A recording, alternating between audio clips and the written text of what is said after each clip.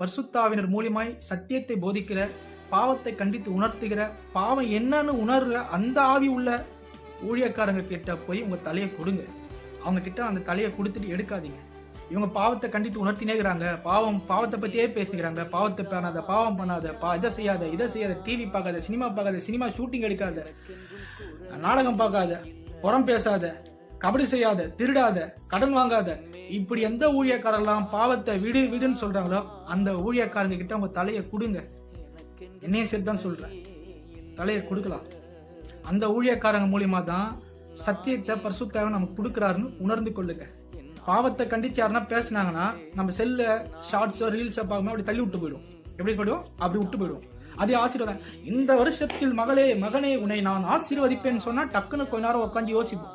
கடவுள் ஆசீர்வதிப்பாரு தாங்க, கண்டிப்பா ஆசீர்வதிப்பாரு. பட் பரிசுத்தம் அதுக்கு மேல நமக்கு முக்கியம். இந்த ஆவி, ஆத்மா, சரீரம் நம்ம கர்த்தர் கையில் எடுத்து போய் கொடுக்க போனோம். அது சுத்தமா நம்ம வச்சுக்கிட்டாதான்